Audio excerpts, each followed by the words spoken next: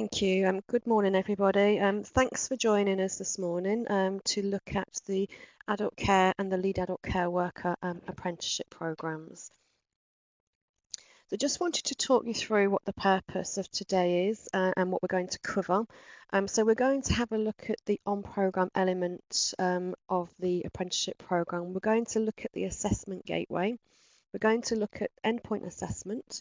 Then we're going to look at who can deliver endpoint assessment, roles and responsibilities. We'll have a look at the fees for endpoint assessment and the resources to support you to deliver the gateway and endpoint assessment for your learners. Okay, so the first thing I wanted to talk to you about today and familiarise yourself with is the adult care and the lead adult care worker. So the adult care is level 2, lead adult care worker is level 3. Very similar in the requirements of the end-to-end delivery and assessment. So we'll just have a look at this first. These are the requirements that you will be expected to deliver as part of the apprenticeship programme. So the first area that is of interest to you is initial assessment. I'm sure you all do your initial assessments for learners going on to the SACE frameworks. That will continue. As part of the initial assessment requirements now, you have to ensure that a DBS check has been carried out on the learner before you sign them up onto the programme. I'm sure for a lot of you that is something that you already do anyway. So again, just to make sure that when signing a learner up, you have to ensure the employer has done the DBS check. You need to have sight of that. You need to be ensured that that has been carried out. Okay, so the next part is the familiar part to us all, which is what's classed as the on-programme. So this is the learning and development that takes place before the gateway, before endpoint assessment. So this is where the learner is doing their on-the-job training. The learning and development and on-the-job training includes, for both standards, the level 2 or 3 diploma in health and social care. So again, all very familiar to you. All very health and social care diploma. The only other requirement that you will see now is the 20% off the job training.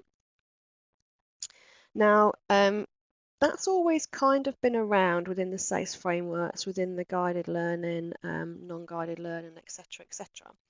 But now the SFA are really applying this rule. So I'm sure most of you with your SFA contracts will be really clear and understanding of the off the job rule defined by the SFA, but I just wanted to go through it because in the other webinars that we've had lots of questions around off the job, what is off the job and what isn't, what is classed as off the job and what's not.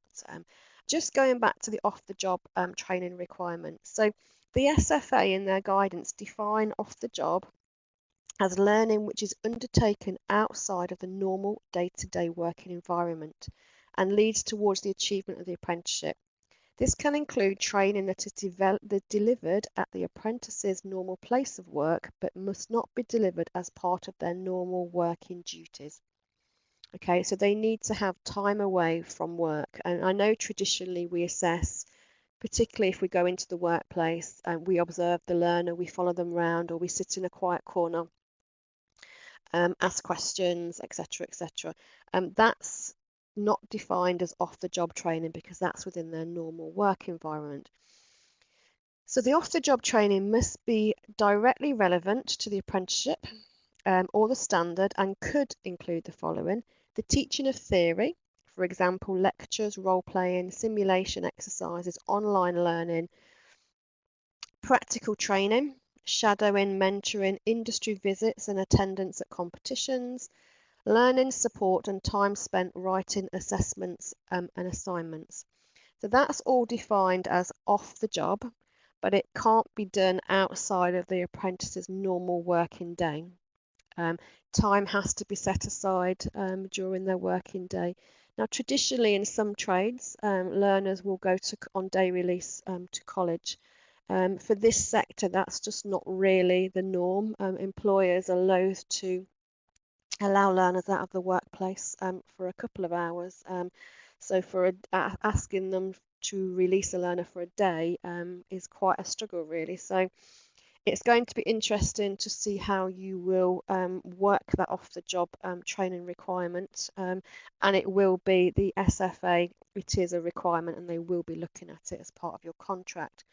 So just to be clear, what that off-the-job does not include, it does not include the English and Maths functional skills because that's funded separately. So it doesn't include learning time for those. It does not include you completing progress reviews or on-programme assessment, which is part of what you would normally do within the workplace, and training which takes place outside the apprentice's paid hours of work. So if the apprentice is going to be sent on a training course, if it's within their normal working day and they've been released to attend the training course, that counts. If they've attended a training course on a Saturday or a Sunday or an evening, which is outside of their normal working day, that does not count as off-the-job training. So I'm sure if you want further guidance, if you SFA website, there is clear guidance in their documents for training providers and employers for the apprenticeships. So really make sure that you are clear on that off the job, and within your initial assessments, you've allocated that off the job time, but more importantly, the conversations have been had with employers who need to know that they have to expect this. They have to expect the learner needs time away from the workplace to learn. And as I say, that will probably be a difficult conversation to have. Okay, so English and Maths, again, nothing new there. The functional skills, if they are on a level 2 learner, they will be doing level 1. If they're a level 3 learner, they'll be doing the level 2 if they don't already have them. Also, as part of the on-programme learning, before reaching the gateway, the apprentice needs to have completed the care certificate if they don't already have it. Now, as you all know, the care certificate replaced the common induction standards, so it really is the employer's responsibility to ensure the care certificate has been achieved. However, in the competitive marketplace that you will now be, a lot of providers, as part of the package that they are offering employers, are offering to deliver the care certificate. And at least if you offer to deliver the care certificate, you can assume that it's been done correctly, and you can make sure that you can map that within the values and behaviours, etc. So it's entirely up to you. You work with the employer to deliver, or you take the responsibility to deliver. Okay, so that's all none of that's new to us. That's what we currently do with on programme. We're delivering the learning, etc. The new part for you is the assessment gateway. So I'll talk about the gateway a little bit further and what it is and what your responsibilities are within the gateway. And then we'll look at endpoint assessment. Again, completely new for us, completely new for every apprenticeship. It's a further interrogation of the skills learnt whilst on programme. So again, for both of these standards, we have two components. We have a situational judgment test and we have a professional discussion. The final part is the completion of the apprenticeship programme. So for you, really, it's the three areas on the right-hand side that are more of a interest to you because they're all new for the sector. So the first thing that we'll talk about then is the on-programme learning. Okay, so we'll look at the level 2 standard, which is the adult care worker. Now, I hope that you've all seen the standards, and I hope you've all seen the assessment plan that supports the standard for the level 2. If you haven't seen them, they're not Pearson documents, they are DFE documents. They are freely available on the .gov website. If you type in new apprenticeship standards, you will find the adult care worker standards there. So if you're not familiar with them, I would suggest you get them and you start looking at them and start looking at what you are expected to deliver within there. So the level 2, the duration is 12 to 18 months, and a successful learner should be able to, at the end of their apprenticeship, know, understand and be confident in their responsibilities, demonstrate values and behaviours, treat people with dignity and respect, demonstrate effective communication, safeguarding, championing health and well-being, and working professionally. Now, I hope they're not all unfamiliar subjects to you. Care is care, and they are the subjects that you already see within the existing diploma. We'll talk about what's happening with that further on. But just to be clear, the on-programme element is a minimum of 12 months. You cannot put any learner through to endpoint assessment until 12 months and 1 day. So make use of the 12 months whilst the learner is on programme to ensure that they are prepared for the gateway and for the endpoint assessment. Okay, so that's the level 2. Now at level 2, you'll see within the standard, within the assessment plan, you will see the behaviours that the learner is expected to demonstrate continuously, and you'll see this on all the levels actually. This is your responsibility to ensure that the 6 C's, as they are called, the learner understands them, they understand how they apply to their job role, and they are able to articulate, because it becomes important as part of the endpoint assessment, because endpoint assessment is more of a interrogation of values and behaviours as well as competence. So always refer back.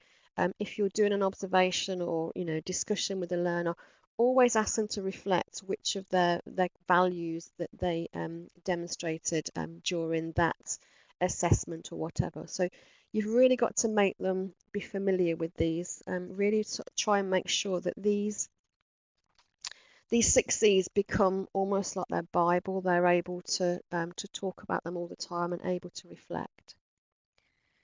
Okay, so the level 2 program, the adult care worker, within the standard mandates the following requirement.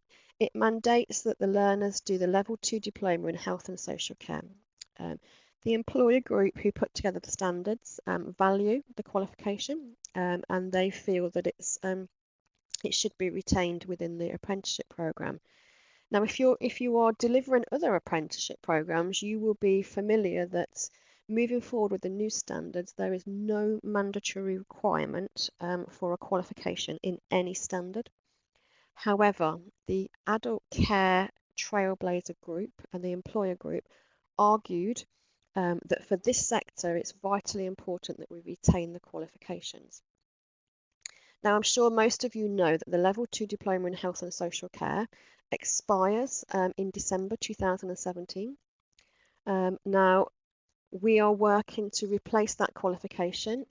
We work with Skills for Care, and Skills for Care have issued us with a new specification, a new guidance for us to complete, to create a new qualification. So from the 1st of January, this qualification mentioned here will be replaced by a level 2 diploma in care. It will be a shared qualification between the adult care worker and the healthcare standard. Now, in healthcare, there is no mandatory requirement for a qualification, but the employers will choose, if they value, they will choose to use the qualification. So look out for that. We're finalising the content today, and we hope to sort of start having events where we can share with you the draft specifications from around August. So look out for future webinars, or certainly talk to your account managers to make sure you have that draft spec. The one thing I will say is the new specification in care is probably 90% the same as the diploma in health and social care. We have a new mandatory core. So there are 9 new mandatory units that relate to the standards. So again, subjects that you will be familiar with: communication, safeguarding, health and well-being, working professionally, main roles and responsibilities. So they will all be familiar to you, but the content is new, and the content to the new mandatory content in the standard. So we hope to get those out to you by August at the latest, so you can start planning and preparing for the new qualification in January. Again, we talked about this just previously on the slides. Industry-specific requirements laid down by the employer group. Learner must have a DBS check prior to starting the programme, and the care certificate must be achieved as part of the apprenticeship standard.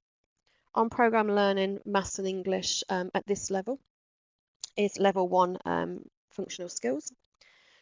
So again, the on-programme learning to you will be very familiar. It will be delivery of a diploma that you are familiar with, albeit the new diploma, I can guarantee you still will be familiar. Optional units that we use from within the new diploma are optional units that are already in the health and social care diploma. So again, familiar units to you, mental health units, dementia units, learning disability. So again, it's not going to be something that should cause you a lot of stress to change the new qualification. Okay, so looking at the lead adult care worker, now the things that I've just said for the level 2 standard, you will start seeing very familiar themes travel through for the level 3 and building on that knowledge, skills and competence that you've acquired at level 2. Again, minimum duration of 12 months. So you've got 12 to 24 months of being on programme. Again, you cannot put a learner through the gateway until 12 months and 1 day. So again, it's making sure that the learner is fully prepared to enter that gateway. And again, familiar themes here, successful learner will be able to know, understand and be confident in their job, demonstrate the right values and behaviours, dignity, respect, communication, safeguarding, health and well-being, working professionally. So very much the same subject areas as the level 2, but obviously at a slightly higher level, a slightly higher competence, more responsibility. And again, the 6 C's run through the heart of that. So again, making sure your learner is up to speed with these 6 C's, that they can confidently refer to them, because part of the endpoint assessment, the assessor will be talking to them and they will be asking them to reiterate, how did you demonstrate your values and behaviours? And if the learner is familiar with talking about how they demonstrated compassion, it will be of a massive help to them. Okay, and again, the level 3 on programme requirements, very similar as to what you've just seen for the level 2. At level 3, we've got the level 3 diploma in health and social care. Again, that will be replaced on the 1st of January by the level 3 diploma in adult care. And again, very similar to what you already know and deliver. There will be a new mandatory core, so that will have 9 mandatory units that relate to the standard at level 3. And again, the subject areas that we've just talked about, health and well-being, safeguarding, working professionally, treating people with dignity, all very familiar. We hope again to have these structures out to you by August, so you can start seeing at least the mandatory content to start preparing for that transition. I will be doing webinars around November time, I hope, where we can sort of launch the pre-publication spec, and then you can see everything that you will be needing to deliver from January onwards. Again, same requirements, DBS check, care certificate must be achieved as part of the standard. So before you put the learner through to the gateway, when they've completed the level 3 diploma, they must have completed the care certificate. And again, good old functional skills that we know and love. So that will be at level 2 for your level 3 learners, which again is all very familiar to you. So assessment gateway, what is it? This is the completely new bit for you, the thing that you won't be familiar with. So the assessment gateway, the assessment plan, again, I hope you've all had sight of the assessment plan. The assessment plan states that before the learner is adjudged ready to undertake the endpoint assessment, which we abbreviate to EPA, by their employer and learning provider, they will need to have achieved the diploma. So at level 2 or 3, they need to have achieved whether it's a health and social care diploma or the new diplomas. They need to have completed the care certificate. They need to have achieved level 1 maths and English or level 2 as appropriate. In the last month of the apprenticeship, they need to undertake a self-assessment. Now, we are saying that's more of a reflective account, a reflection of what they've done whilst on programme, where they started, how they feel that they have progressed. It really is. It's almost like a diary, and there's no set rules. It's very personal to them. It's about their journey. And it really helps them to focus and understand, are they ready to go through to the next point, which is the endpoint assessment.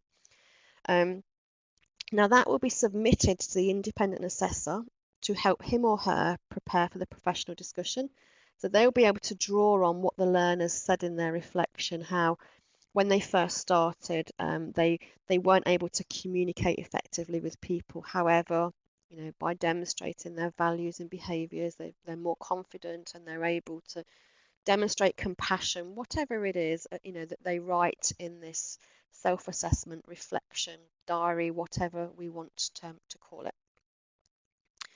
Also, before the learner can progress through to the endpoint assessment, it needs to be a decision that's made between the employer, you, the training provider, and the learner.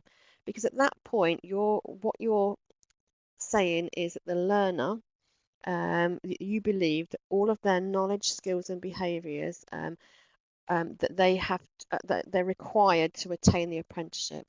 So you've got to be really clear at that point that the learner is ready. If the learner's not ready, it's just further support, further guidance, further training. But if everything else has been done, they really should be. The endpoint assessment is really just about their job, about what they do, and it's being able to really articulate that to somebody else and how they meet the requirements of the apprenticeship standard. Okay, so endpoint assessment.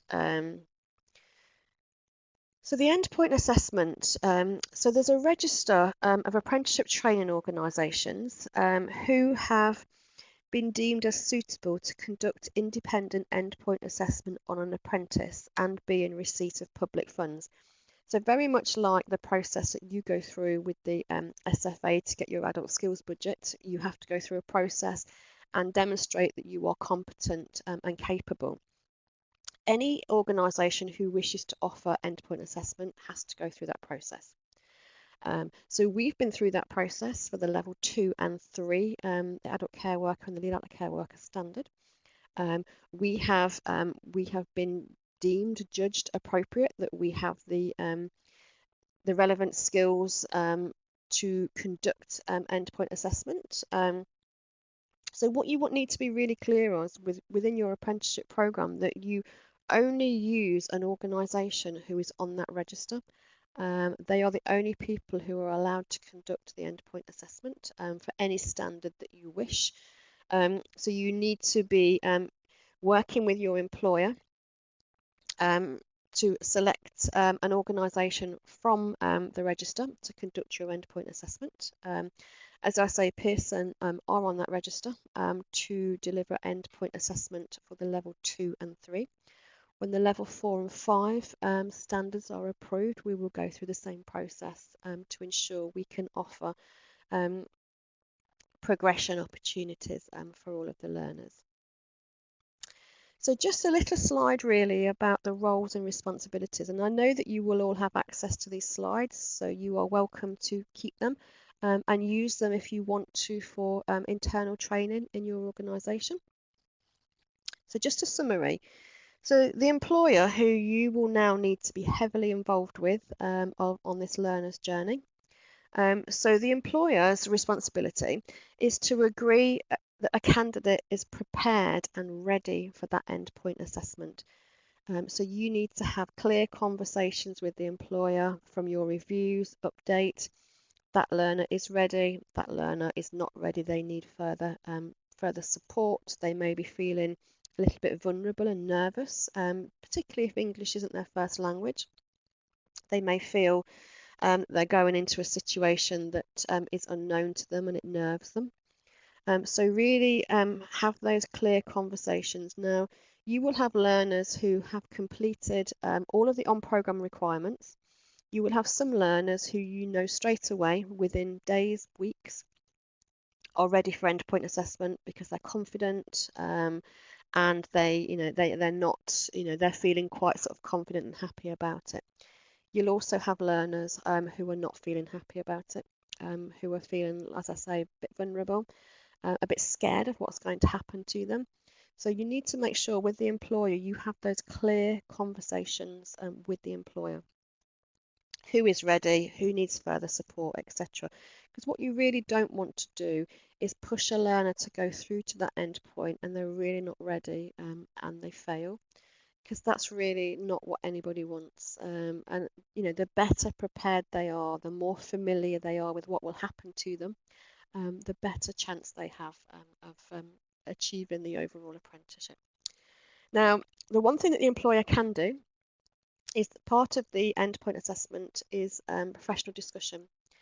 One thing the employer, can do is they can participate in that professional discussion, but they have no role in the final grading. They're able to sit there to possibly make their learner feel a little bit more confident, especially if they're nervous. They can also, sort of prompt the learner and say, "Well, do you remember when you did this?" Da, da, da. They can do that, but they can't. They can't then say to the independent assessor, "Oh, this is my employee is definitely a distinction." They have no influence and no role in that. So again, you as the learning provider, it is your responsibility to advise the employer on whether the apprentice is ready to undertake the components of the endpoint assessment. And it is highly likely that you as a learning provider will source an appropriate endpoint assessment organisation. It really, the initial sort of thing with the Trailblazers was the employer was in control, but I think a lot of employers will prefer to hand that control over to you as the learning provider, and allow the fact that they think you will make the right decisions for them. So they will be your responsibilities. It's highly likely you will be expected to source an appropriate organisation. Okay, the endpoint assessment organisation, which I said Pearson is approved. So our responsibility is to devise and administer the components of the endpoint assessment and report to the Adult Care Apprenticeship Board, who will be the external quality assurance body. So we will report all of our findings. We will be governed, standardised by an external quality assurance body, much as we are for on-programme with Ofqual. We report and we're regulated by Ofqual for on-programme learning. For endpoint assessment, we will be regulated by the Adult Care Apprenticeship Board. They will be the external quality assurance. They are in the process of being set up. They will be an arm of Skills for Care. So we are retaining that professional development within our sector with Skills for Care. Okay, so just really looking a bit further at endpoint assessment, and as I say, all of the information that you need for endpoint assessment you will find in the assessment plan that supports the standard, and again, all freely available online on the DfE Gov website. Just to be really clear, Pearson have had no influence in the writing of this standard or this assessment strategy. Somebody got really cross the other day that they felt it was all too much and we were expecting far too much from the learners. But just to be clear, this is not Pearson as an awarding organisation have not created this assessment plan or these standards. We, very much the same as you, have to work with them and have to make sure that we do the best for our learners. So for both of the standards, we've got two distinct components. We've got a situational judgment test, which is answered through a multiple choice exercise, which is 60 questions. And again, if you looked in the assessment plan, it would clearly define to you that the situational judgment test presents candidates with a range of real-life scenarios, so they have to make a judgment on those questions. An acceptable pass is 40 out of 60 correct answers. A good merit pass is 50 or more. An outstanding or a distinction pass is 55 or more out of 60 correct answers. So the situation is that we have any candidates who achieve between 25 and 39 questions. Unfortunately, that is a fail. Learners will be able to retake this test on one further occasion within 3 months. Candidates achieving fewer than 25 correct answers will not be able to retake the assignment until they've completed a professional review. So if you've got learners who achieved under 25, they need to go back through the system with you and the employer. You will be able to see how they responded to the questions. You will be able to make decisions on what to do from that point onwards, how much further learning they need, etc. Now, hopefully, we will have prepared the learner adequately, but as we all know, being in a test environment is not our natural position to be. A little bit like the driving test, the theory driving test. You know, once you get put in that scenario, your mind can go blank. So it's again, preparing the learner is really important. And I'll talk to you in a moment about ways in which we're helping to prepare the learner. But what I did want to do is, as an endpoint assessment organisation, we've been given guidance of how we create that test. So we've been given some guidance from the Adult Care Apprenticeship Board. I've just copied and pasted an exemplar question that we are expected to create further. Now this is at level 4, but I just wanted you to have sight of it so you can see the sorts of questions that the learner will be expected to answer. Now within that there is one correct answer, there's one plausible incorrect answer and 2 incorrect answers.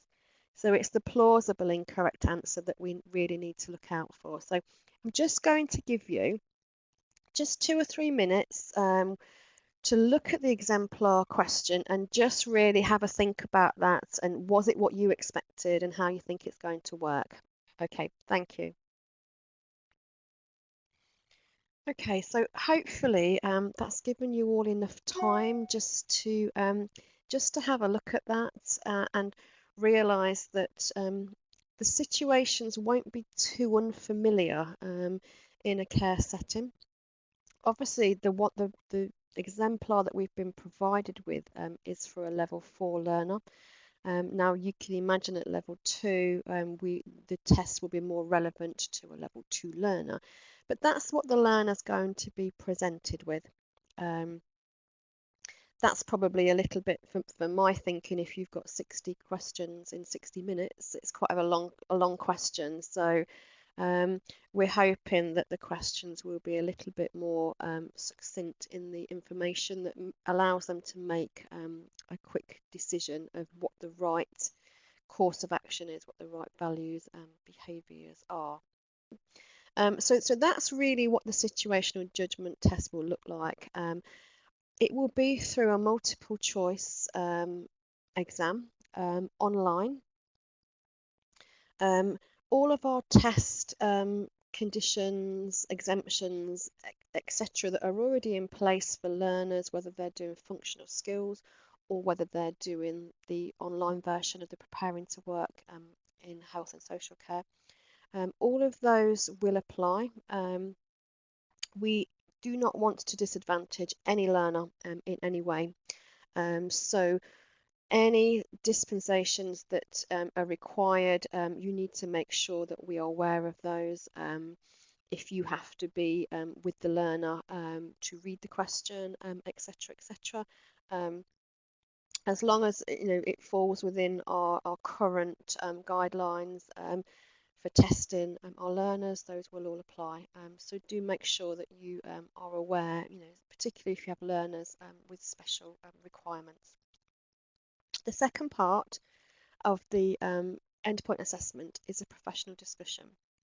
Now, this professional discussion will be carried out with an independent assessor. So this will be somebody who the learner does not know, who has played no part in the learner's on program or current journey to where they are. So that professional discussion will be no more than 45 minutes in duration. And as I said, the employer can sit in on that professional discussion. They can't take over and talk for the learner, but they can be there just to, encourage the learner, or just if it's a learner who is so nervous, they would just feel better having a familiar face with them.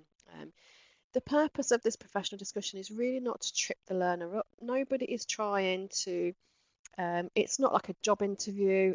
It will be somebody who is very much the same as you are as assessors, who is looking at probably around 15 semi-structured sort of stimulus questions, 3 to 4 themes. Now they will be relevant to the learner. It will all be agreed beforehand. That they won't be coming in and asking questions or themes that the learner is not expecting. From receiving the learner's self-assessment or reflective journey, whatever it is, they will be able to structure discussion points. It may be that the learner referred to a situation that they dealt with. It might be a service user had a fall, or was ill and they had to act quickly.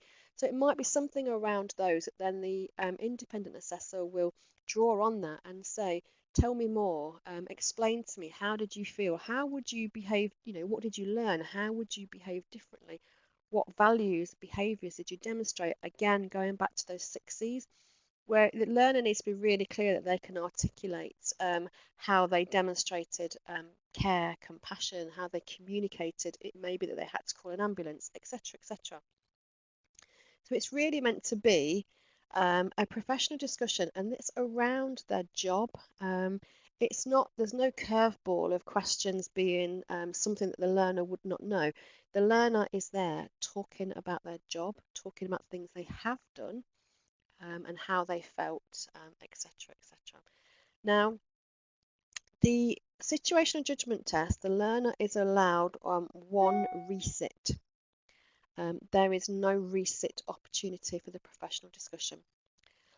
So the professional discussion, again, will be, as I say, 45 minutes. The independent assessor will grade that learner as a pass, merit, or distinction for that professional discussion. So it's a weighting of 50% of the overall grade. And then the overall grade will be calculated depending on the results from the situational judgment test.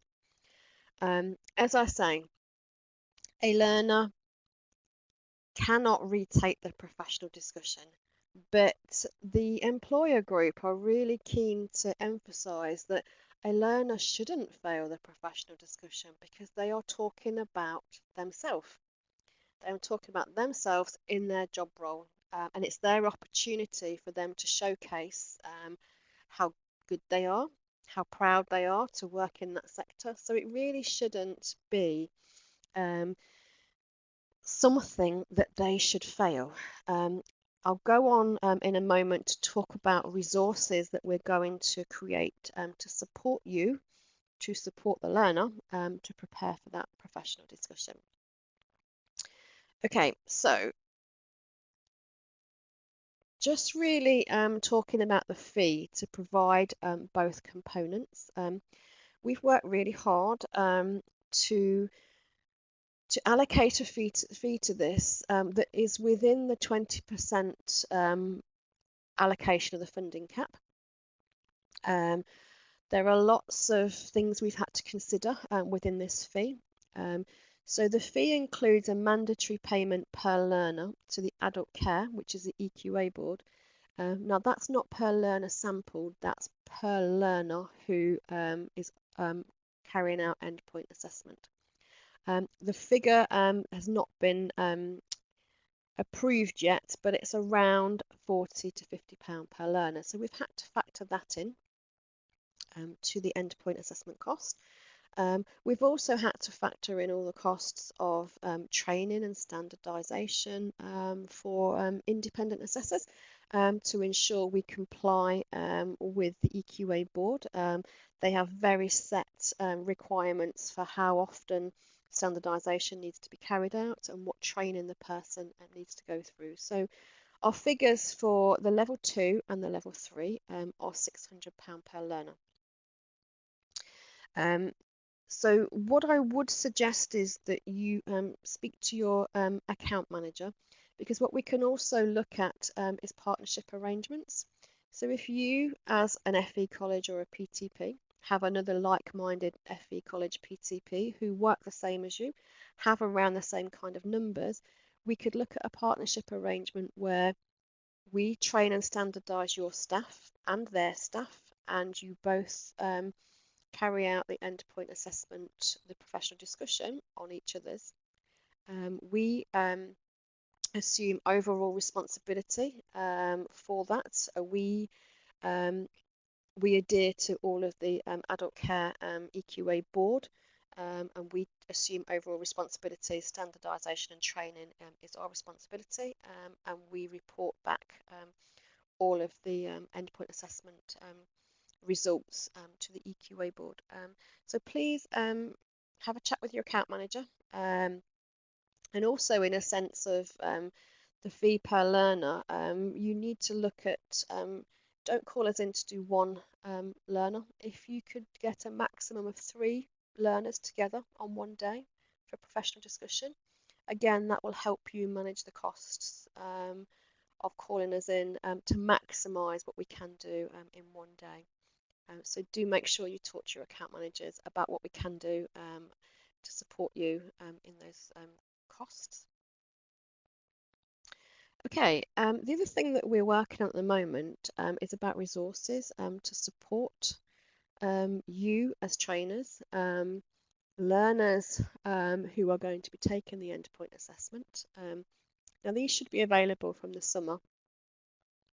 And what we're looking at, the situational judgment test that I showed you a moment ago, which is the exemplar one that's been provided with us, we're looking at creating exactly the same kind of things for levels 2 and 3, which will give an opportunity for you to use with the learner, so that they become familiar with situations and how to make judgments on them, and what are the right judgments to make, etc. You can use them on a one-to-one basis with the learners, or you can use them if you have a group of learners. If you're taking this, sort of off the job, sort of situations, questions, how to work that and how to look at that. It's a good opportunity to work in groups, because we found creating them, it creates a lot of discussion and why that answer is the right answer, and really getting learners familiar with that plausible incorrect answer, because I think the plausible incorrect answer is the one that's going to throw them, and they need to be able to judge what makes it plausible but what makes it incorrect. And again, we're hoping that the information, the support materials that we provide will help them identify the difference between the two. We're creating videos for professional discussion. So I've seen the ones that we've created. We're working on the adult care. I've seen the ones that we've created for, I believe it was retail. So it's very much the independent assessor and the learner together having this professional discussion. What happens in the professional discussion, how it's structured and what happens. And we're really hoping that it will put the learner at ease to realise that it's not a job interview, it's not an interrogation, it's really sort of like the set stimulus questions talking about their job roles, and how they can refer back to things that they've done in the job role, because the independent assessor will have that information there. Tell me a little bit more about the time when Nell fell in the conservatory and all that you did to help her and support her. And again, the learner will go, oh yeah, well, what happened was. So it's really sort of getting them to draw on what they already know and done. Again, we're looking to create some audio content as an option. So it could be downloadable little pods where the questions put to them and the answers are put to them, and they can think about that as they're on the move. We're looking to produce PowerPoints to support you as trainers with guidance with the situational judgment test. We're also, when I talked earlier on about the self-assessment, self-reflection, we're also looking to produce reflective diaries as exemplar material. So this is really to encourage reflection as a daily activity and to aid them for that professional discussion. So we'll provide some content as exemplar, of what reflection looks like, and a learner reflecting on a certain scenario. Could be, encouraging them to do could be weekly diary entries of things that have happened at work and how they felt about it, and perhaps how it gave them confidence to move forward. Perhaps how then they sort of then went back to their manager and were concerned that they didn't know what to do in that situation and what further training they received, etc., etc. So it's really for us to be able to support you as learning providers to really make sure that that learner fully knows what the endpoint assessment components will be, and that they fully are ready, and that nothing that happens to them in that endpoint assessment will be a surprise or a shock. It will just be, oh yeah, I remember this, and I know, I've looked at this before, and to progress forward. So we're hoping that achievement rate will be good, because the key is to prepare that learner for that endpoint assessment, making sure that they are ready, making sure it's the right time for them. And we all know that things happen on a daily basis, that some learners who you would totally expect to pass that test for whatever reason may fail. And it's how we support and make sure we prepare them again. Okay, so I think that's mainly from me. I do have a question, I think. Will these be specific to the area of care, such as mental health issues that may arise in the professional discussion? So this relates to the resources. So yeah, we'll have a variety of resources. Although there are no pathways nowadays, we still want to remain true to the pathways, the generic, the mental health, the learning disability. So we're trying to make sure that we still cover those three areas, because we recognise that we'll still have learners in those areas. Although they're not doing pathways, they'll still be choosing optional units that are relevant to the environment that they work in. Okay, so thank you for attending today.